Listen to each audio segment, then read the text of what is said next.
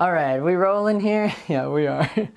Okay, I feel like this is my apology video to Aputure because the last time I did a video that had this almost exact same look, it was me crap talking Aputure, and I had a 1K. Now I have their Fresnel light. Okay, let's get on with it. All right, folks, the lighting in here today is a little dim because we're gonna be testing out this 2X Fresnel from Aputure on the 120D. I have my trusty Sekonic light meter here, and I just wanna see what kind of maximum output we can get out of this thing, even when it's in flood mode, and how it compares to without the Fresnel.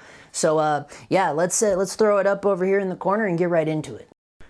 Whew. Okay, so this is without anything. The Fresnel is right here in my hand. I just have the scoop on there. It's at 100%, and I have, you know, I got the camera set at F5 there on the Sigma Art, and at ISO 200. So I'm gonna dial in my light meter right now to ISO 200 to match the camera, okay? And then I'm going to, yeah, everything else is the same, 180 degree shutter.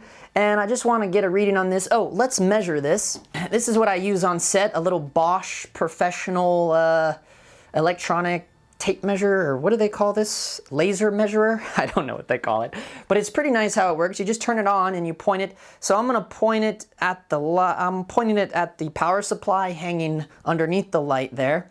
And you can tap the hold button, and there we'll see the light is 9 feet 1 inches away from where I'm standing, okay?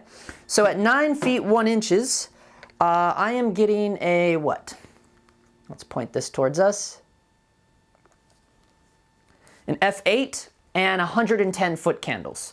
So F8, 110 foot candles at 9 feet 1 inches away. Now again, this is set to 23.976 in cine mode, 180 degree shutter, and 200 ISO.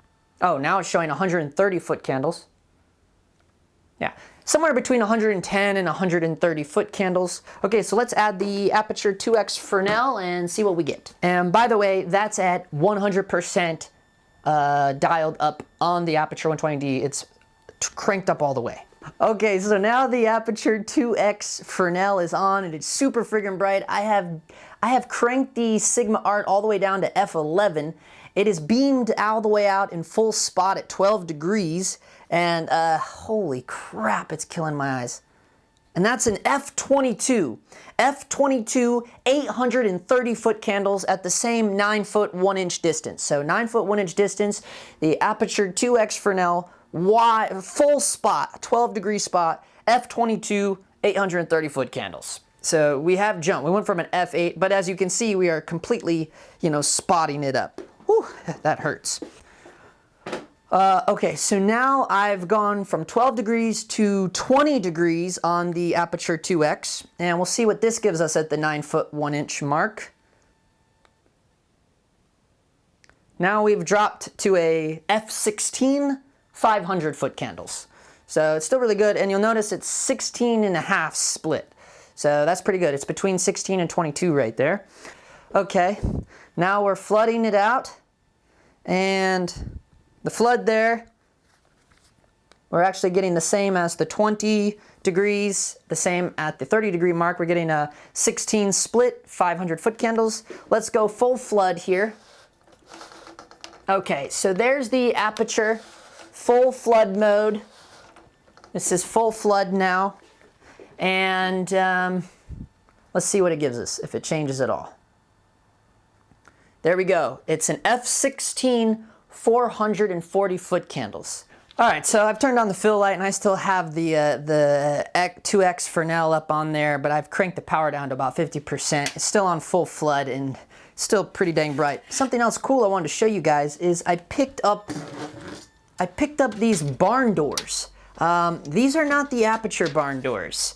These, I believe, are made by Camfate. I'll put a link to these down in the description below.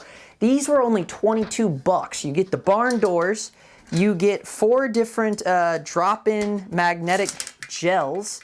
So you get a blue, green, yellow, and red gels. And this is the coolest part, I thought, the little grid. And the little grid just pops in here. this snaps on perfectly to our little hood from the Aputure 120D.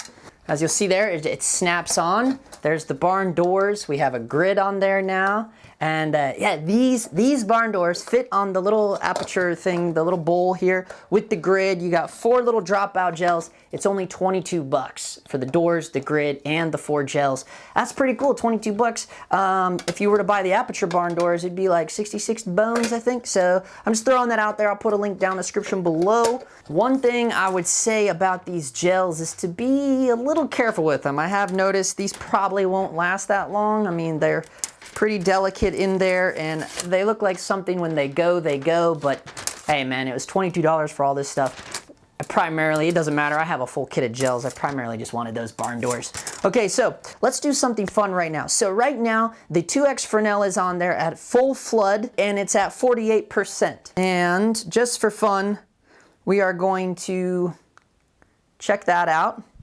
Okay, full flood at 48% is giving me an F8, 110 foot candles. So now I had to drop it down to 48% to bring it down to what we were getting before I added the Fresnel.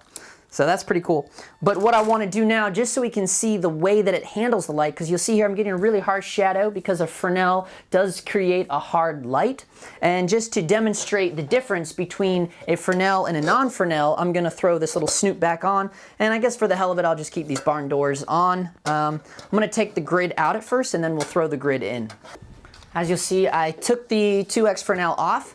We're getting a little bit softer light. However, you know, it is still shadowy, it is still hard, but not quite as hard as if it was if we had that Fresnel on there. And it's still at 48%. I do have the barn doors on there, just for the hell of it. Let's take a little reading here. Yep, F4 37 foot candles at 48%. So yeah, the other one at 48% with the 2X, it was 8 foot candles, 110 foot candles, F8. Okay, cool.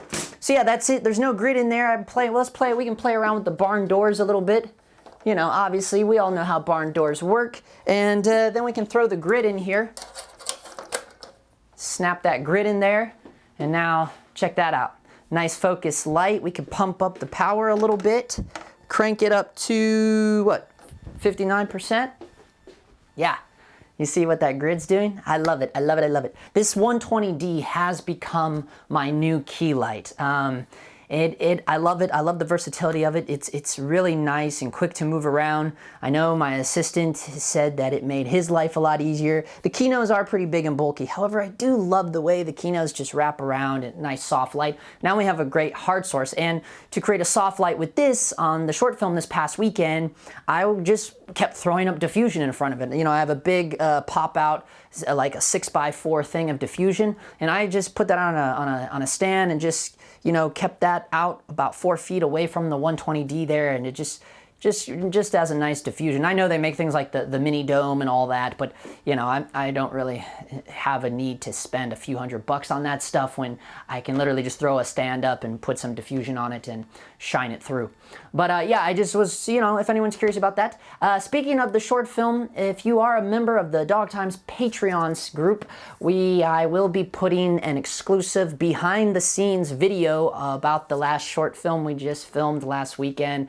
So that should be exciting. Shout out to our homie John Mark, who filmed all of the BTS for us. Got some cool footage on that.